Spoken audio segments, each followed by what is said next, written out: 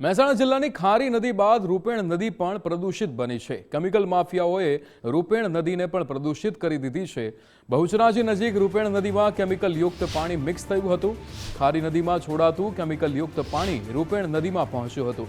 રૂપેણ નદીમાં કેમિકલ યુક્ત પાણીથી માછલીઓના મોત થયા છે। કેમિકલ યુક્ત પાણીથી સ્થાનિકોએ ચામડીના રોગની ફરિયાદ કરી છે। પ્રદૂષણથી પર્યાવરણ અને જળચર જીવો પર સીધી અસર થઈ છે। કરશનપુરાની કંપનીઓ કેમિકલ યુક્ત પાણી છોડતી હોવાનો આરોપ લાગ્યો છે। દેલવાડા નજીક ખારી નદી અને રૂપેણ નદીનો સંગમ થાય છે। દેલવાડાના સરપંચે બહુચરાજી ટીડીઓને લેખિત રજૂઆત કરી છે।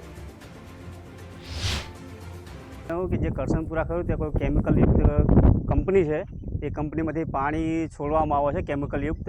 એમાંથી ઘણા જીવજંતુઓ જે જળચર જે જીવજંતુ હોય છે એ મરી ગયા છે।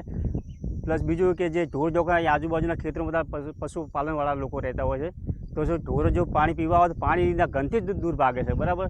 તો અમારી તો સરકાર જોડે એટલી જ માંગ છે કે આ કેમિકલ યુક્ત પાણી બંધ કરાવો અને કંપની સામે કાયદેસરના પગલાં તમે લો, તો શું આ પાણી બંધ થઈ જાય અમારા માટે। લાસ્ટ 15 દિવસથી એટલું કેમિકલ યુક્ત પાણી અહીંયા અંદરથી પસાર થઈ રહ્યું છે, જેના કારણે અસંખ્ય માછલીઓ પાણીની અંદર તડપી અને મરી ગઈ છે। ઊભા પાકો ખેડૂતોના બિલકુલ સુકાઈ ગયા છે।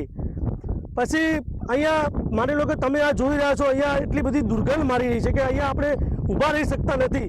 તો અહીંયા ખેડૂતો આવા પાણીથી સિંચાઈ કરી રહ્યા છે। તો સાહેબ, ખરેખર ખેડૂતોના પાકોમાં ખૂબ નુકસાન આવ્યું છે। અહીંયા ગાયો ભેંસો અસંખ્ય અહીંયા આજુબાજુના ગામના અમારા માલધારી સમાજ છે, બીજા ઘણા અન્ય સમાજ છે, એ લોકો અહીંયા સર આ ગાયોને ભેંસો પાણી પીવે એના કારણે પશુપાલન પર ખૂબ અસર થઈ છે।